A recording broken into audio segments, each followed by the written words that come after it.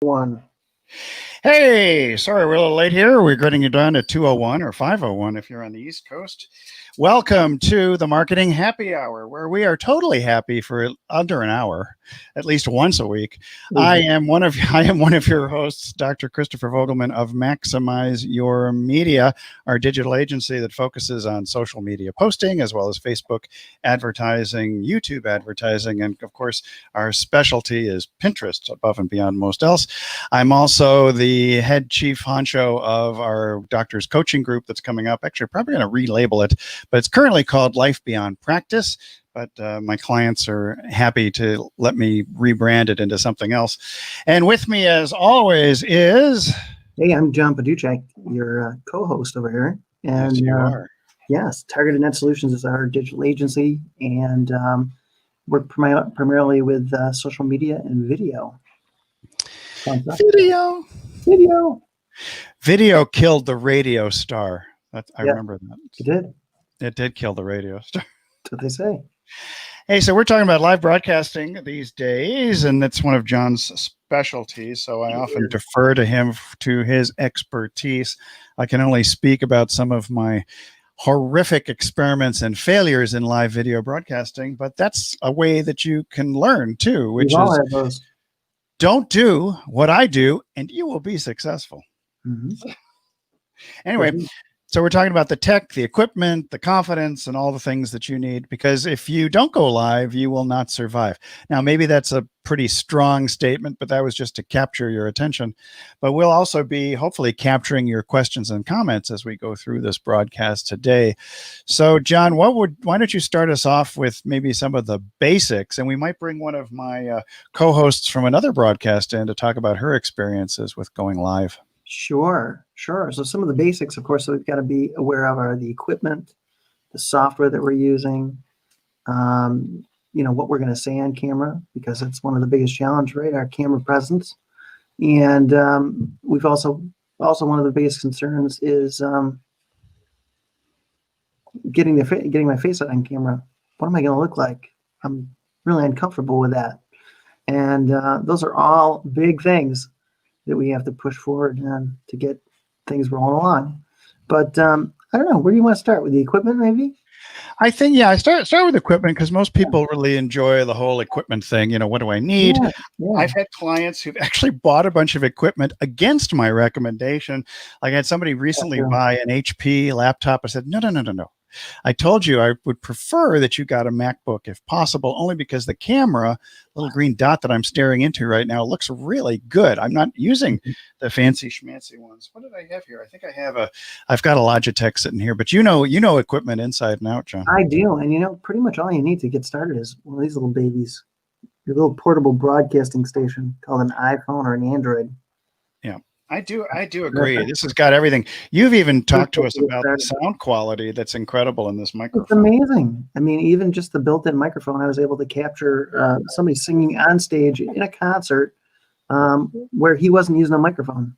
Yeah. Go figure, man. Just absolutely stellar pickup. And I mean, don't get me wrong, it wasn't a perfect recording of it, but I could normalize it and make it a little bit louder without any problem. But when you're first starting out, how important is it to manipulate, the audio? I mean, it's good to have good audio, but you don't really have to be an editing genius to get this stuff done. You don't. The easiest way to make sure that you get good audio is to speak very closely to the microphone. But don't eat your microphone. Don't eat your microphone, but have your microphone very close by. Get yourself a little lav mic or something of that nature so that your mic is very close to your mouth while you're talking. That's really the big key. If you optimize your video for sound, you can't go wrong. Yeah, I think the podcast too. Yeah, the audio component is often undervalued. People keep thinking, I got to get the best camera. But think about, we've had several individuals among our friends, and I don't know about you, but I often will listen to a replay of a live broadcast or even a live broadcast, and while I'm doing other work. Yep, me too. Yeah. Me too. So getting the sound right, to me, is more critical than getting the video perfect. Yeah, this was one of my favorite little ones, the Samson. I know, I got one of those too. Yeah. I've actually used that for a lapel mic on a couple occasions. I know you mentioned that to me, and I thought that's just outrageous. I would think it would pull your clothing down. Most of the time it was like when I'd have something like this on, fairly heavy shirt or heavy jacket, something like that, and it works great for that. No problem at all. Yeah, I've got this fancy schmancy Heil that's sitting right here. It's Heil microphone. Heil. Yeah. Heil. And I just, I bought this a long time ago, as I've mentioned in previous broadcasts, when I was thinking of starting a podcast. I did get it on sale though. I think they retail for $400 or $450. I think I paid $279 on a Black Friday sale. But I mean, it sat inside of its case for 2.5, 3 years with no use whatsoever. And I advise people don't do what I do, which is sometimes I overbuy on equipment. Yeah, so, make sure it's like any other sport or hobby. Like a hobby. Go and make sure that you like it before you go and go all out and buying stuff. Yeah, before you buy the best skis in the world, think about whether you can tolerate the temperature associated with snow. Right. Or whether you want water skiing in your 4 hours to the slopes. Yeah, the amount of time that you have to spend to get to the slopes, that is a critical factor. So. Yeah. Hey, my light is changing too right here. Hey, why don't you talk about light? I can do that. So and there's lots of cool light things right now. Like I've got wouldn't you know I didn't bring the one that I've got a small one here that I'm using. That's okay. It's like a little panel, which works up pretty good because I've had to balance my lights out. But you don't really need anything fancy. I mean, where I am right now, I've got my background, which gives me a little bit of backlighting. Over on this side of me, I've got like a big, tall stick lamp that's about 4 feet high. And then I've got this little, I'm going to just shut this off for a second so I can show it. But I've got it's interesting to see the contrast. Yeah. But it's also interesting to see how your camera adjusts. Just shut that off. Yeah, when you start going flashing, it's something like so now you can see the contrast, right? How much darker it is. But all I've got is like this little small panel, and I just set it over here pointing at my wall. I was going to say, you're not pointing it directly at you, or you'd kind of wash out. It's not really a wall, it's a curtain. But it's a curtain. It's like a wall. So the curtain sort of absorbs some of the light in that situation. Yeah, but it works out pretty good. Would you ever consider illuminating both sides or doing one of those 3-point lighting things that people talk about? Possibly. Yeah. This works. I mean, the 3 points, you do one on each side and one overhead coming down on you, or is it coming straight at you? It's not going up your nose. It's coming down on you. Yeah. It's coming down on you. It's got to be relatively soft light in front coming down on you. Yeah. I'm going to see if I can send... You got some lighting challenges over there tonight yourself. Well, sort of. I mean, my thing is I like natural light, so I could do this. I was like, the lighting, I prefer natural light. I rarely use other light. But the thing about it is that as the seasons are changing, so has the angle of the light. I've actually had better luck in the late spring through early fall. But now as the sun is going down lower on the horizon throughout the whole day, I'm getting weird effects. Almost sometimes it looks like I'm being scanned, as a UPC code by the local Target self-checkout line. Yeah, or the naval base. Yeah, the naval base. Well, they're kind of quiet today, but man, from Monday through Thursday, there were a lot of cargo planes taking off, and I didn't dare open up the windows during one of my broadcasts because it was way too loud. For me, right up till September, I had great lighting. I didn't even have to have lights on, but now it's of course pitch black outside in New England. So seasonal change we must live with. It is variable. It's highly variable. Well, lighting. So, would you prefer natural light to regular? I mean, you can use regular lights, can't you?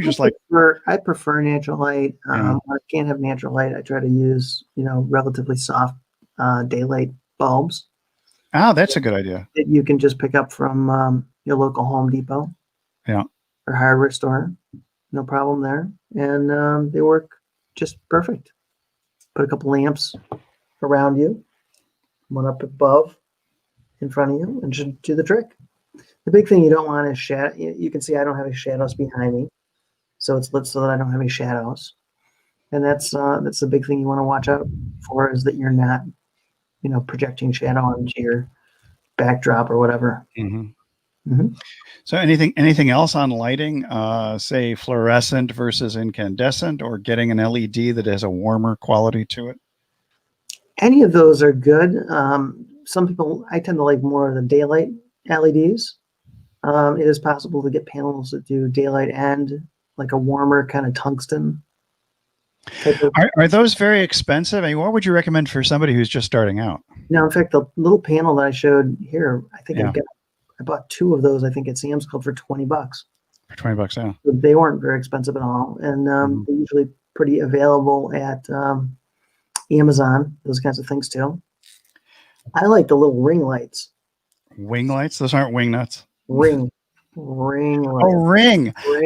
You weren't talking about the wing lights? The ring lights. I like the ring lights. They're kind of good because you can use one light. That could be the light in front of you or to the side of you, perhaps. Yeah. And they make one of those that actually has a clamp on it to hold your phone, so you can clamp your phone in it and show video through the ring light.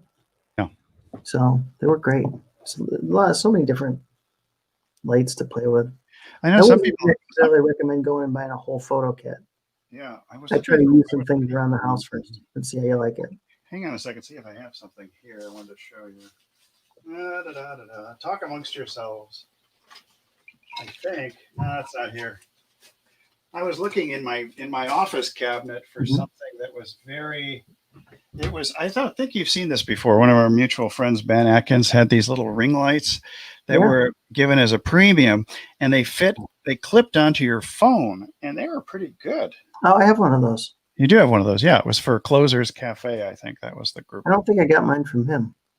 Oh, you didn't? Okay. Well, his was branded, so which is pretty weird. Always remembered. And I guess Closer's Cafe has become the digital agency Insiders or something like that now. I think so. A different group. Yeah, my lighting is just well. It is what it is. What do you do? Is it a dark day in San Diego? What's that? Is it darker in San Diego today? A little over. It is sunny. I mean, I don't know. Today, yeah, I mean it's pretty sunny. If I were to do this, just grab this and there. Is that sunny? That's sunny. That's sunny. So I have to adjust this a little bit. Yeah, so my camera doesn't go crazy. I can move the entire setup here too if I go this way or if I go that way. That does make it a little bit better. But now I'm bumping into my microphone boom. And then standing or sitting. You want to kind of standing is interesting because I've been sitting way too much. I don't know about you, but Zoom calls, client calls, and everything, I'm sitting. So standing allows me to have more energy, but it also allows me to move around a little bit and not feel quite so confined and restricted and stagnant. Right. Yeah. So I think it's good to make it so that you can stand and move around as well as have a place to sit when you get tired of doing that. I think so too. Somebody's saying hi from me and my friend Pat Keys. Oliver, do you know Oliver? Looks like a Facebook user. You know, Oliver, if you allow StreamYard to access your Facebook profile, we can actually see your lovely face. Yeah. But thanks for watching. Yeah. Milk a cow blindfolded today. What is that? Got to milk a cow blindfolded today. You did? That's what he says here. Oh, is that what it was? Yeah, Pat. My friend Pat, who I got to milk a cow blindfolded. Oh, that's what I didn't see the blindfolded part. I think I could do that. You think you could do it? You're a farm boy. You should be able to do that. I think I could milk a cow blindfolded. Can you milk a goat blindfolded? That's the question. That would be easier, actually. Well, yeah, because you could restrict the goat more than the cow. Yeah, that'd be easier. I'm going to move this around a little bit more. The light is changing. By hand. Cows are kind of hard to milk by hand. You can milk a cow. But you can't milk weed. No. But there is milkweed. Or a cat. You can't. So beyond audio and lighting and standing versus sitting, What are some of the tech things that you would recommend for somebody who's just starting out, or if there's any advanced recommendations you would have for people who want to up their game? So then the next thing is people look at all these toys like StreamYard and Be Live and all of that. And while they're great and they're fairly easy to get started with and easy to bring other people onto, they may or may not be the best place to get started with. Yeah. So ideally, I would start with like Facebook Live and see how you like it. They're native Or even Instagram Live. I've actually found Instagram Live is interesting. And see how you like that. And then from there, if you decide, hey, I want to broadcast with friends or whatever, mix it up a little bit, use something like StreamYard or Be Live or Zoom for that matter. You can use Zoom. Zoom. Yeah, you can do Zoom. I think, don't they restrict you on the whole live streaming or webinar thing, or can you do that with the free? I think it's like 40 minutes or something like that. If you go beyond that, they cut you off at the throat. Yeah, mine I don't have to really worry. I got a pretty big plan. I think I could broadcast forever if I wanted to. Forever is a really long time, man. My lighting is just. I should just not broadcast from October through November. I know, right? That's like. I had that problem in summer when I used to do broadcasting in my sunroom. Yeah. And the lighting would come through my skylights. Actually, I think I can get away with this right now. Yeah, you just and be flexible. I think a lot of it has to do too with your attitude. What about scheduling programs and getting traction and coming up with a format, that type of stuff? What do you recommend to people? Scheduling is obviously important because if you can schedule then ahead of time, then people know that your broadcast is coming, so they can expect it and sign up for it, get reminders, whatever that might be. So, do you send reminders to people for your broadcast? Because I know you did one with Ed this morning. So usually I will tell them, like we did that in a Facebook group. Usually I'll say something in the group that we're planning on doing one on Friday. Mm-hmm. Watch for the scheduled post, so that they know it's coming. Yeah. I mean, if you've got an email list for the group that you broadcast to, sure. Yeah. Email them. That's always a great way to get in touch with everybody. And what about capturing emails from your live broadcasts? Capturing emails from my live broadcasts. So one of the ways, you like a call to action saying, "Hey, subscribe." Yeah. Get notified when I next go live.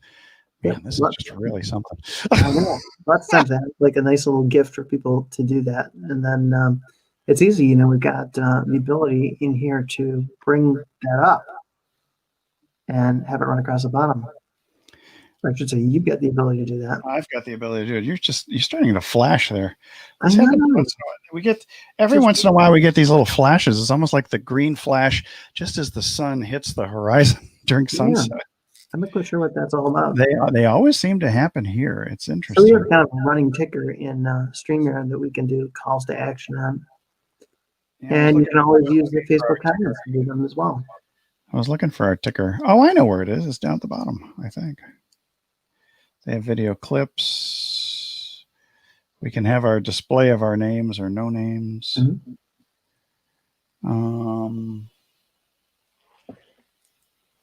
Yeah, this was the one that we used at one point, that was just static, which was to let people know it was 5 p.m. Eastern, 2 p.m. Pacific. And then you can create it. I think you can make it mobile, from what I remember. We'd have to edit it, though. And then you just kind of let it scroll across like it does here, I think. Let's show it. There it goes. It's a lot smaller, though, when it scrolls. It is. Hey, looks like we have a guest coming in, too. We do. I found her. There she is. Hi, John. Hi, Glory. How are you? Good. How are you? Long time no broadcast. Yeah. I know. That was 15 minutes ago. It was 15 minutes. I just spilled my fennel seeds, so. You spilled your fennel? Spilled my fennel seeds. They're good for digestion. I thought you built your funnel. Build your funnel. So we're talking about a number of different things relative to live broadcasts, and John was going over. We're talking about audio. We were talking about the importance of good lighting. What's been some of your experience trying to get lighting and audio to play nice with you? Well, having a long career in television and being married to someone who is a video engineer, lighting is everything. Lighting is everything. I'm not an expert, but I hope my lighting looks okay right now in this moment. In this moment in time, it's lovely. I have one of these great light things here. Oh, she's got the ring light. Yeah, I've got the ring light, and I just shot some Instagram videos, and this is really great, and it's so easy, and it's not. Can you put your phone in the middle of that? Yeah, you can put your phone and your iPad. When I was doing videos, you can put your iPad in here too. Wow. I think, or is it the other way? Yeah, you can. It's been a while since I've added that, but it's so great. I mean, sunlight is the best, of course, but Yep. But yeah. Yeah, John. And then I have a backlight too right now. Yeah, the backlighting always is a concern for me. Like just now, I moved this around a little bit to try and get away from the sunlight in my face, but in doing so, I wound up picking up the window in the office. Well, the window's better than the light on your face. I don't know. I kind of like this. It's not really a spotlight, but Looks like you got a zipper running on your forehead. I got a zipper. Call me Zipper Face. A light zipper. Light zipper. Lighten my zipper. Hey, are you cooking now? No, I decided I was going to just join you gentlemen for a few minutes. For a few minutes, that's good. Then I'm going to cook. Then you'll cook. And what are we cooking today? I think I'm going to cook a pumpkin spinach curry. Which is really kind of easy, easier than it sounds. It's actually really easy, and there's no curry in it. Figure. Wait, you got chicken? You've got spinach curry with no curry? There's fenugreek and something called hing, which is hing or asafoetida. Yes, they're like Ayurvedic herbs. So yum yum. It don't mean a thing if it ain't got that hing. That's true. Easy We're peasy. just talking about hing over here this week. You Hing. were? You know hing? I know hing. Asafoetida? Yeah. Really? Wow. Boy. Yeah. Incredible. Another font of knowledge. Our previous broadcast, I referred to Monica as a font of all things nutrition. Yeah, they said there was an original version of it. The Romans like so much they think they ate it into extinction. Oh, jeez. Really? Yeah. Yeah. And so they found this version because there's some kind of a very potent fish recipe that they do with it. Yeah, well, a lot of Ayurvedic uses it, and it doesn't smell so good. No, but it's very, very healing. It's got a lot of healing power. So, yum yum. So, what about live broadcasts? What up? Well, we're talking about what your experience has been with live broadcasts, because I know you did television broadcasting, but those things were generally recorded and heavily edited. Yeah, and the good thing about that too. Well, actually, I did mostly live. Actually, I did mostly live to tape. It's called live to tape. So live to tape. So okay. we didn't do much editing. I mean, I did a lot of other productions where we did editing, but my Total Health Talk show was 200 shows that were live to tape, pretty much. So was Udo live?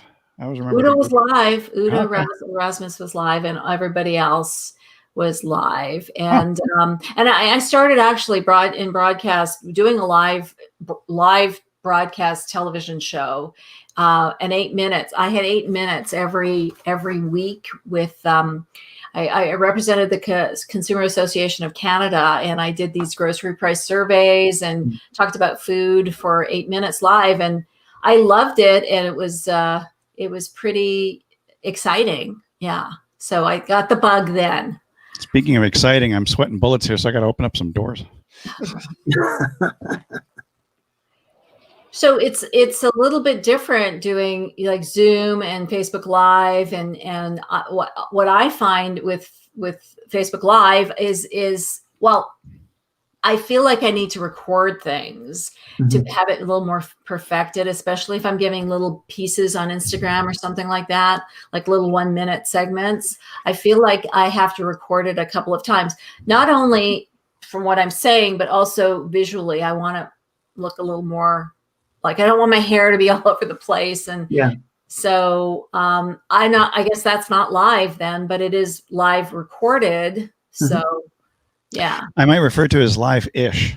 Live-ish. Right. Live recorded. Or marginally dead. So. But there's no editing in that. And I know editing can really help. So here's the thing, John, I was going to ask you about this, about the authenticity of live versus, the type of the personality that can come through and everything else, as opposed to something that's polished. I mean, aren't people a little more forgiving if you're live? Much more.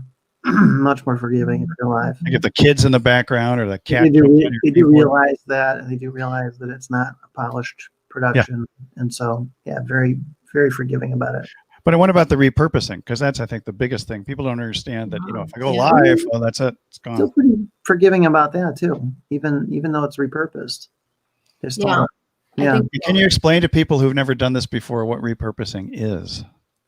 Sure. Whenever we make a live like this, we obviously have a copy of the recording or someplace where we can obtain a copy of the recording, and we're able to take that recording and repurpose it in multiple different ways. We could use it as another form of content. We could combine it with an article, say on a blog post. We could completely scrub the audio and move it over to one of the podcasting production areas. So we could have a podcast made out of it. Or take it from a place where it was created as a video and move it to another video site like YouTube or someplace of that nature. Yeah, I think that one of the things that I've observed, I had a conversation this morning, as a matter of fact, with a client who is going to repurpose video content, lives as well as recorded.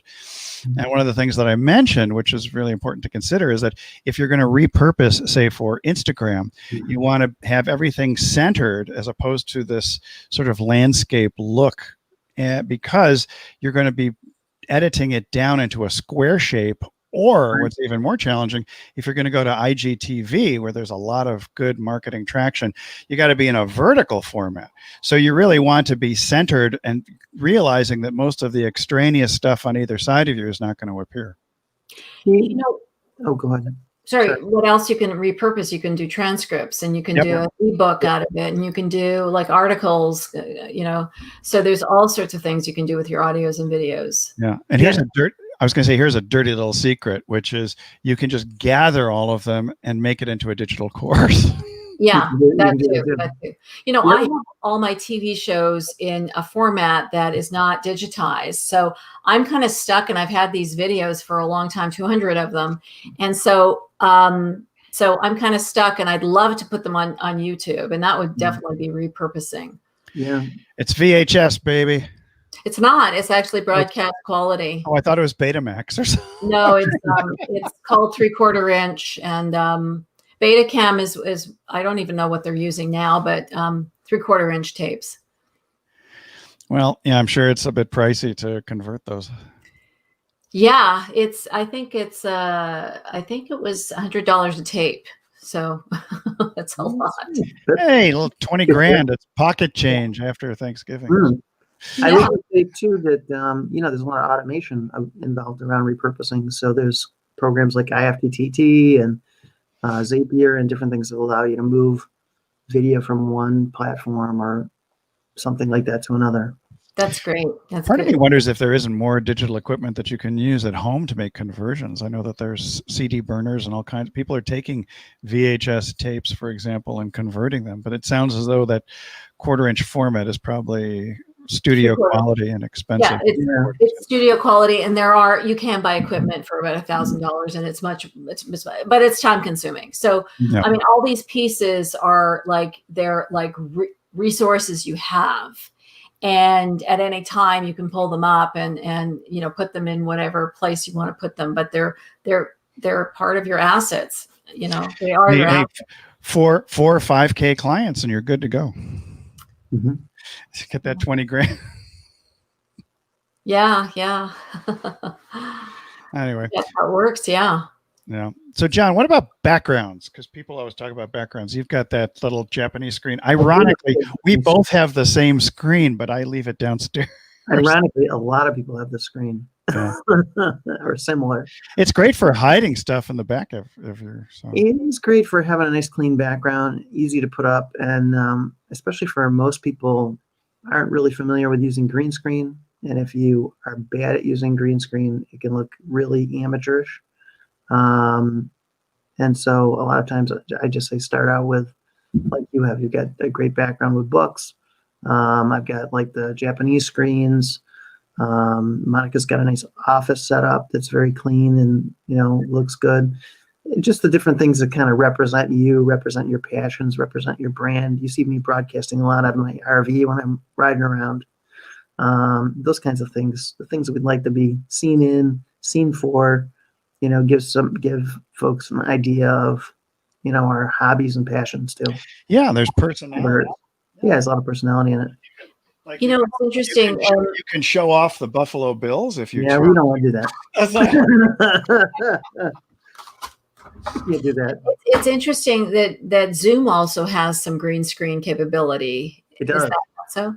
It's not. I don't know if many people can pull off green screen very well at the beginning of their live broadcasting career. No, and believe it or not, they actually do on StreamYard now have green screen. Oh, they do. Huh. They do? Huh. I think so. I saw something somewhere here recently looking around, and I think there's a green screen on StreamYard. Huh. Quote me on it, but I think so. I think I saw one. Yeah, I actually bought a green screen, and I was going to use it for my product launch in August, and it was. And then I saw one that sort of is more retractable, and I thought, well, I'm going to send that one back and get the retractable one, but I still haven't gotten it yet because I'm just not sure if it's worth the price at this point, if I really need it at this point, but probably eventually I will. Yeah, eventually you probably will want it. I end up using the ones. Reminds me of the kids' toys we used to have for our kids when they were younger. The ones that wrapped up and popped out, and they've got those big popped out green screens. I picked up one like that was green on one side, blue on the other, and so you had a choice of which chroma key color you wanted to use, green or blue. Yeah, there is also options because anything you have on that's green, if you're broadcasting green, is going to. Yeah, like when my favorite was Queen Elizabeth when she was addressing the nation with COVID, and she was wearing a green dress. All the memes and things that came after that. Did it not work in the green? Oh no, it worked. It worked perfectly if you were trying to like put cows on her dress and have a video going and things like that. Another thing is teleprompters. That's another big thing. Yeah, that's a big thing. Yeah. I mean, I got an app teleprompter, and it was a little complicated initially, but I got it started, and it was like $20, and it was really, really helpful. Mm-hmm. And part of that was the pacing, I think, too. You have to find the right speed for your pacing, and it takes a while. Yeah, and you have to kind of get used to using it so it doesn't look like you're reading off the teleprompter.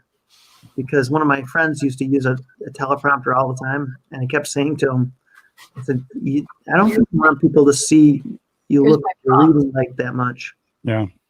That was a problem. So sometimes teleprompters are good, sometimes not so good. Yeah. Your typical teleprompter politically is there's one on the left and one on the right. Exactly. And so you see them looking to the audience but they're actually reading, but moving. So yeah, they can move on. It's tough. It's tough getting the right angle because I tried so many different ways with the teleprompter and then having the computer above without the teleprompter. The iPad too, I remember. And the iPad, yeah. So I mean, I think it's good. I think you need to because for me, and maybe not everyone's like this, but for me, I need to because my mind will wander. Yeah. So I need to have the script. That's why I have Post-it notes everywhere. Yeah, I have both. I've got them stuck all around here. And not like a conversation like this and the lives I do with Christopher. I mean, you don't need it, but if you're doing a presentation for a launch or something like that, a script. Well, we still have an outline that we do for our show. An outline that helps. Yeah. Helps keep me focused so I don't talk about Ramona from Pomona. She's from Raleigh, North Carolina instead. Yeah, it helps to just center and Ramona focus. from Raleigh. Ramona from that was the last one. Ramona from Raleigh today. So by the way, Q&A is a great format. It really is a great format. I think it's really good. Yeah, people love that because she's talking about somebody who sounds just like me. Mm-hmm. Yeah. And yeah, you're answering questions, and you could show your knowledge by answering that particular person and maybe helping that particular person too. I have a question about a lot of people are doing challenges right now, live challenges. That's a big thing. And any response or any input or ideas about that, or what do you think? They are good. I mean, it's a great way to kind of get people on board with an idea, something that's a passion of yours that you're working through, and get a group of people together discussing it. And they do vary in lengths too, from anywhere from like 3 days, 5 days, 7 days. We get the 30-day challenge for a 30-day live video challenge by John Paduchak. Which is a little long, but it's a marathon, not a sprint. I like the marathon style things. I think sometimes the 3, 7, 10, it's just kind of short. Yeah. I've seen a lot of 5s, and I've participated in them, and they've been really valuable. Yeah. They've been. Some are good, but I'm almost challenged out at this point. I've participated in probably about 6 different challenges over the last several months, and they're made to give you that introduction to somebody new. Yeah, I think that's the best part of one of those challenges. Yeah. But for someone to do it, like say you want to do it yourself, initiate it and have it, it's a great way for engagement, because then you can do you do the challenge, and then you can have like prizes and competition going on. So it's a great engagement tool. Great engagement tool, yeah. Yeah, but it's also very time consuming. It's very labor intense, because you're answering questions. You've got a group going. You want to give feedback to all the people who are in the challenge, or to as many as possible, so that they feel that they're part of this challenge tribe that you've created. I think a lot of it depends on your group, though. Sometimes it can be almost effortless if you got the right group of people that will kind of jump in and really participate. But today, I think that's more of a rarity. You see less and less people being able to participate fully because they're just so taxed with everything else on their mind. I'm involved in I'm involved in this 5-week detox program right now, and it's initiated in Melbourne, Australia, and we have a Facebook group, and there was a challenge, a couple of challenges that I participated in prior to joining in this 5-week program. So it did. I mean, there is definitely sales opportunity for a person who wants to do it. Do a challenge, but. See, this is where I need a teleprompter. I was going somewhere with that, and now I can't remember where I was going. Oh no, off track. Don't derail that train. But it's a great sales tool as well. I guess that's what I'm trying to say. But there is a lot of involvement. That's what I wanted to say. There's a lot of involvement in the Facebook group. People are posting pictures. People are commenting. People are, really like a real community has been built.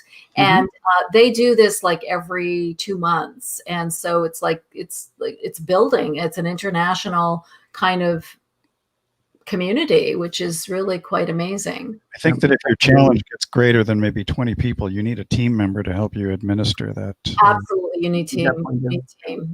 Yeah. You can't do it alone. Uh-oh, my light went out. Your light went out. You didn't blow a bulb, did you? Talk about lighting again. Battery went down. Things that can go wrong. But people who are watching us right now are very forgiving of you, John. They are. I didn't notice your light went out. Well, the right side of, the left side of his face was more greatly illuminated. So because I see this martini glass on that side of you. Hey, Terry is here. Howdy from Texas. I got my little panel lights. Oh, there you go. I made sure that we put you up here, Terry. That's right. Howdy, Terry. Hi, Terry. And she loves the info. Yay. And these aren't info wars. This is info for your chores, for your marketing chores. All right. See, that's the engagement that we're talking about. The thing is, I forgot to look, since I'm in my broadcast studio, I forgot to look over there. At some point, we get people from groups too. And at least, we didn't talk about platforms, John. StreamYard versus Zoom. No. A little bit, but like Ecamm and some of the others. Not the like that we usually do. So there's obviously a ton of different platforms you can use. You can use the native platforms on Facebook and YouTube and Instagram, but also you have no choice with Instagram. You don't, right? But here we've got StreamYard that we're using to distribute to multiple places. We usually use to go live in multiple places on Facebook, YouTube, Twitter. We tried Twitch, and that ended in kind of like pseudo failure. I think the audience. The problem is we had a bunch of we don't have the right audience. Trolls. There were trolls that were coming in Twitch complaining about. I have a question. What do you mean there's no choice with Instagram? There's no choice because Instagram is a mobile broadcast. So you have to start it from your phone. Yeah. So, and you broadcast from your phone. But that's what I was mentioning earlier about the vertical format. When you're repurposing things, you need to think vertical, because on horizontal, it just looks like you're lying down on the side of your head. So usually the common ones we see people using broadcasting with are Zoom, StreamYard, BeLive. So vertical is the best then, not horizontal. Well, vertical for Instagram Reels, for TikTok, for Twitter, because Twitter now has what do they call it? Fleets. The fleet is in. It's not the Navy, but they've created this vertical format storytelling that you'll see on Facebook and Instagram. I mean, Instagram really started the whole thing. Huh.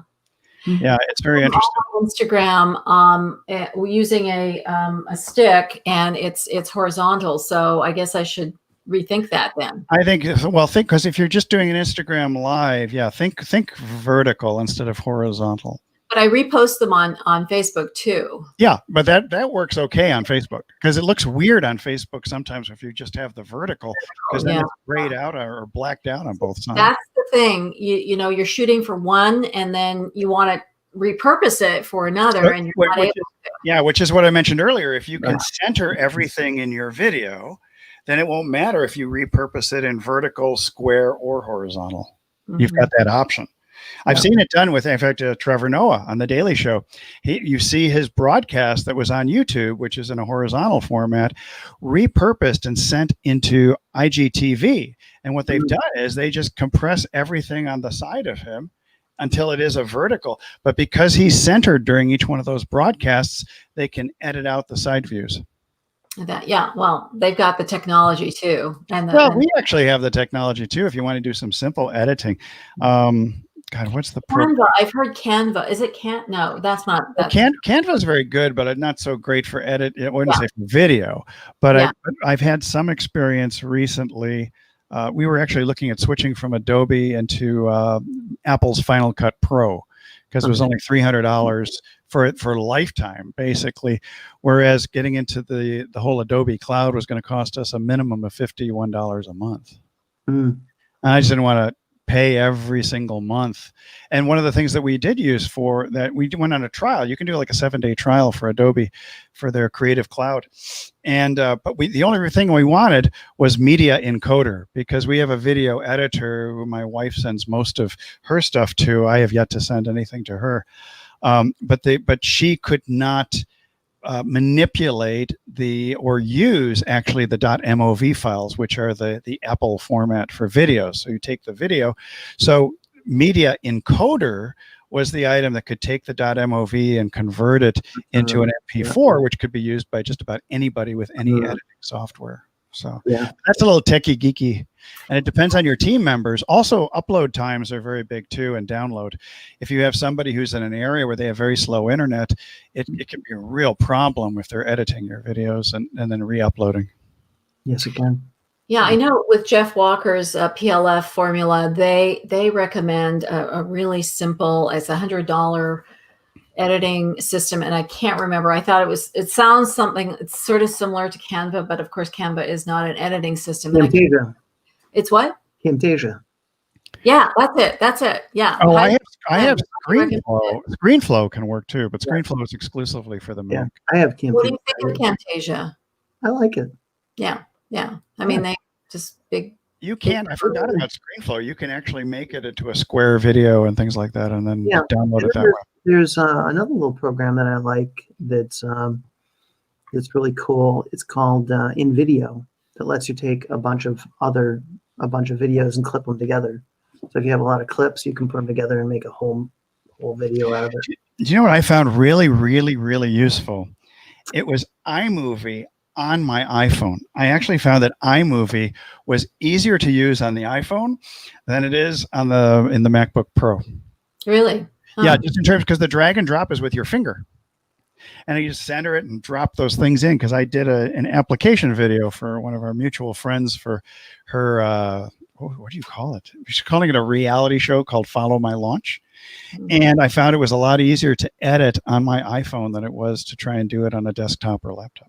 Yeah. You know, I need to get into editing. I mean, with my television shows, not the live ones, but previously I used to edit a lot. But that's a whole different technology. And It's so much easier nowadays. much easier. Yeah. It is. Yeah, especially with tools like InVideo. And then if you're going to be making videos, especially on your iPhone, Andy Jenkins always told me to use Filmic Pro, which is like a real high-end video camera app that you can use on your iPhone. Yeah. It's pretty cool. They did whole complete movies with it. You know, you guys didn't even comment on my live cat when I brought her in. I saw her. I didn't see her because I didn't have my reading glasses on. She's gone now. But she's hovering here. She needs to be fed, and I probably need to feed her myself. So glad you invited me, and thank you. Thank you for stopping by and sharing your broadcasting experience. I hope I contributed a little bit to everyone's knowledge, and it's been fun doing this Facebook Live since April. Christopher and I have been doing it. So that's been fun. And we started on a lark, really. It's like, hey, you want to try something? Yeah, because we've been talking about, here I am, we've been talking about doing like something like Car Talk forever, for 20 years, I think now. Oh, that's about right. And so I was on the East Coast, she was on the West Coast. It's like Car Talk, but this is Health Talk. Cat Talk. This is Total Health Live. It's wicked. Get some wicked awesome stuff. Our show was going to be called Coast to Coast Straight Health Talk, wasn't it? It was Total Health Talk. Coast to Coast Straight Health. Bi-coastal. It was bi-coastal, but straight. That's what it was. I'm no longer bi-coastal curious. I am bi-coastal. So there you go. So anyway, we now do Total Health Live, and that's our one coast, but we reach everyone. Mm-hmm. Do you reach any Aussies? I haven't looked at the stuff. No, not yet, but we will hopefully. Yeah. Every once in a while, we do have somebody that people, this broadcast too, people from Hawaii, for example, which I always thought was interesting. Hard for me to keep track of the time, though, because it's 2 hours when it's on standard time for us, and it's 3 hours when we're on daylight savings, and they never change their clocks. So. Yeah, they do their live, in my group, they do their live at 11 o'clock on Sunday nights. Woo! You know, they're coaching, their weekly coaching. So, you know, it's bright and early. It's 9 a.m. Monday morning for them. But it's 11. No, it's actually 4 p.m. for them that following day. Yeah, I have some challenges dealing with some of the Aussie folks because their events usually are weird times. Yeah. But they record everything, so that's a good thing. Anyway, guys, have a good day. Go make some pumpkins. I will. Take care. Bye. Gonna bounce her out. She bounced herself out. I didn't have to do anything. She did it for me. I like that. The cooperative guest. I could do a show on anything. Cooking. What's that? I could do like a show on anything. Cooking, gardening. You could. Weirdly shaped vegetables. The variety show. Weird shaped vegetables. A variety of weirdly shaped vegetables. Odd shaped vegetables. Odd shaped vegetables. So have we covered, what were the other, we haven't covered. What have we covered? The attitude. Oh, that's important. The attitude of gratitude. But the whole notion of overcoming your fear of having your face. Yeah.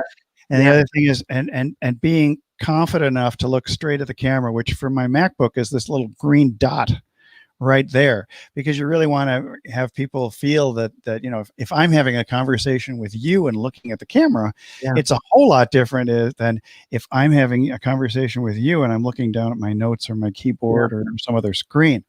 And so I think there's a question of developing some degree of camera presence. Yeah. So there's 2 ways around that I have discovered. Number one is face your fear and do it anyway. Realize that you're going to be horrible before you're going to be good. and you're gonna suck before you get better, and just go do it anyway. Because we I'm all have those kinds of fears about what we do yeah. anyways. So I'm thinking of the Gary V videos when he was first yeah, starting out on YouTube. Look at his wine videos at the very beginning compared to what he does nowadays. And he yeah, has a whole team, by the way, producing things for him. sure. And they're repurposing his live videos into Instagram, into IGTV. They're on YouTube. They're all over the place. But there's a lot of work in there, putting captions and all kinds of things. Tons And of work. yeah, I mean, give yourself some permission to take imperfect action, because as one of our friends Alex has always said, version 1 is better than version none. Exactly. And then the other way about it is to get a broadcasting buddy, because that works. Are you my broadcasting I buddy? guess I am. How scary is that? You need to make better choices in terms of your broadcasting Maybe buddies. that's true. I don't know. But there is some truth to that, in that everything's easier to do with a buddy, and so having a broadcasting buddy is a great way to kind of get started. You're both going to be in the same, maybe in the same place when you get started. Some people I practiced with were more advanced than me. I was typically more advanced than others. So, but that's how we got started. We just Yeah, I think one of the most important things too, kind of piggybacking onto what you're saying, is the notion that you should just compare yourself to yourself, the progress that you're making. Like, Not look others. back at where you've come from and where you are today, and don't look at other people in terms of competition. Look at what you have done to improve yourself, because you can either be freaked out by looking at these professionally done video podcasts and broadcasts and others, or you could be inspired to be more like somebody else in terms of the quality. And I'm thinking about the gigantic program that Tony Robbins put on back in the spring. Mhm. And it was Unleash the Power Within, the UPW. They built a $9 million studio to run this virtual Zoom with 23,000 subscribers, and with their family members also there. There was like 30,000 people on a Zoom call. It's pretty wild. And very wild, but there were a lot of people helping out there. And when you have a budget of $9 million to build your studio, you just don't compare yourself to that. But what you can look at is look at how people interact with one another. Look how they bring up comments, how questions are answered. And I mean, are people making eye contact with the camera, or are they drifting off or worried or hiding their face someplace? It tells you a lot about developing a sense of confidence over time. Oh, there comes the cargo plane. Can you hear that? Mhm. No? Little bit. A little bit. Okay. Yeah, I hear it. I hear it really loudly here, but most of the time they haven't been coming around here. But I No. think so. Confidence and attitude. I mean, confidence just comes through experience. It does. That's the only way to it. So, I mean, you got to do it to get better at it. And the good news is, when you start out, nobody's watching you. Not typically. And if they Typically, are, maybe your mom. don't worry about it.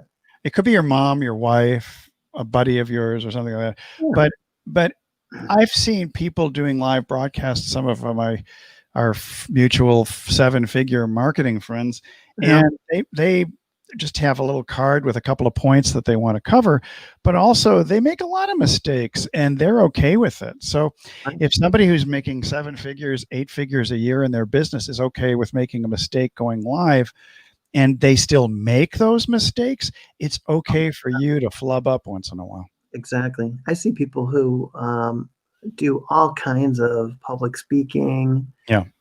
They get on here and they do tons of big webinars, and they're still concerned about what people think about their podcast and their appearance and all of that. And it's really just a false evidence that appears real to us, right? Fear. Well, wouldn't you consider this is that mindset is probably the number one thing that stops people from broadcasting? Totally is. It's like, what will other people think? And I think there's also an issue of self-worth Am I Mhm. good enough? And that way- Stuart Smalling, yeah, because I'm good enough, I'm smart enough, and gosh darn it, people like me. And I think when you go into it with the attitude that I'm just going to put myself out there, and not everybody's going to like me, I'm not everybody's cup of tea, then you begin to develop to attract the audience that you want. You attract your own particular tribe, and you attract your potential customer base or patient base if you're a doctor. that should be enough people's cup of tea. I think it's one of those things where I'm surprised how many people now in the age of Zoom, for example, still don't know to unmute themselves or turn their camera on. Yeah, You would think that this has become commonplace now. yeah. Or that they should wear pants. Pants. Well, here's the other thing. Pants or no pants? That's what used to be our joke all the time. Pants or no pants? See, now the sun is changing again, so I can move back here, and it's okay. It looks much brighter too. Go figure. Yeah, because now it's coming through some of the slats and bouncing off the ceiling. Mhm. So natural light doesn't always give you as much. Top It's coming off the top of my hat, though, too. lit. Yep. Oh, well. But what were we saying? We're talking about confidence, the mental attitude that you have. And I think also the important thing is to consider your why. Why are you doing this? Are you doing it to attract more people? Are you doing it to help people? Are you doing it because you're bored? Yeah. I think when you first start, there's a couple of big whys that come out. And one of the best ways to get known as an expert in a particular subject area is to be seen with other experts in that subject area. So one of the ways or key ways to do that is to do interviews with other experts in those areas. Right. And that's a great way to be seen doing that. So that's kind of one of the big reasons to get going with this, to get and develop a more expert oriented status. Yeah, the interview show is very interesting because if you find somebody who has achieved a higher level within or just within a particular area of expertise, let's say that you have somebody like Amari Smith, who's an expert on Instagram and Twitter, you could bring that person in, do the interview, and the social proof that you've obtained is just by kind of latching on to or riding the coattails of the expert whom you're interviewing. Yeah. And a great way to connect with the network and everything. Yeah, me too. I had a program called Epic Influencers that was done completely on Google Hangouts. And I brought in people like Martin Sherrington and David Amerland. And I don't think Chris Brogan made it in, but there's a number of people who I had interviewed and they were going, that was great. I really enjoyed it. We did a whole summit series called the Celebrity Traffic Summits. And we had guys like Ray Edwards and James Schramko and David Perdue and, oh my gosh, all kinds of great people on. Ezra Firestone was on one with James. So we had a blast doing that, and great content, fun stuff. That's great. So what would be some of your final thoughts on with somebody who wants to get started in live broadcasting or who is afraid of doing live broadcasting? I mean, they're obsessed with things like equipment as opposed to messaging. Yeah, it's easy. Don't spend a lot of money. Start out with this little broadcasting studio in your pocket. Mm-hmm. And the next thing is really don't worry so much about what to say, but start to look at the things that make you unique, that you would like other people to know about. Look into the questions people ask in your realm or your niche and answer those. Those are great ways to get started. And then on top of that, look at some of the experts that you could perhaps get in touch with and interview and start to be seen in that light as the expert that you truly are. So those are my thoughts. There's nothing wrong with positioning yourself as a good interviewer. In fact, that's one of the things. It's a great way to do that. It's great. And because people will also want to come back to you for future broadcasts. Yes. And I think as long as you're capable of asking really good questions and listening and being able to just come up with a follow-up question, your guests are going to be very happy with those interviews. Mm-hmm. And they may even want to repurpose them for their own social media, which is an interesting phenomenon. So, Yeah, very possibly. So, all right. Oh, what is she saying, Terry? Oh, she said this is the same comment from before. She loves the energy and the interaction. Well, that's good. And Terry is our fabulous baker from Texas. We aim to please. We aims to please. All right. So with that, in terms of aiming and pleasing, we're not going to say please yourself. No. Well, no, actually, you can please yourself. Just don't pleasure yourself. With that, that's a terrible thing to say. Right. I've been standing too long. That's it. And back-to-back broadcasts, side to side. I get a little loopy there. So anyway, so this has been the Marketing Happy Hour. We actually went to a full hour this time, even though our intention is to go shorter than that. But we did have a guest, the fabulous Monica Klein. And we hope that this has been helpful to you. A drink. Yeah, the drink. My drink is almost completely gone. It was a do-it-yourself frappuccino here. So. Oh, I had some kind of new green Coke. It's not, the Coke isn't green, but it's green. It's got green coffee. And, okay. And, no sugar and all that stuff. It's not easy being green. It's like, easy to drink green. It's like cola that's good for you. Okay, good. All right. With that nutritional information, please feel free to join. You should join if you are a healthcare professional. You should join our group called Health Broadcasters, where we have a private Facebook group where we talk about the special situations that you as a healthcare professional can master in reaching out to get new patients and keep your existing patient base happy. We also have a page by the same name, Health Broadcasters. And you can follow us also here on the Marketing Happy Hour because we got our own Facebook page that is called The Marketing Happy Hour. How cool is that? It's very cool. If you have any other questions, feel free to drop them at the bottom of this broadcast or reach out to us in direct messages through Facebook Messenger. You probably won't find me as much on Instagram and DMs. But that could change too. So you never know. Find me anywhere. Yep. And if we don't see you, are we doing one next Friday, Black Friday? I think we should. Okay, we'll do one. So for those of you who we don't see next week, and you are residents of the United States, have a very safe and happy Thanksgiving. And we will be back here on Friday, the 27th at 5 p.m. Eastern, 1 Pacific, 4 Central, 3 Mountain, 2 Pacific, and noon Hawaiian. I got screwed up with the Hawaiian time again. All right. It happens. Bye for now.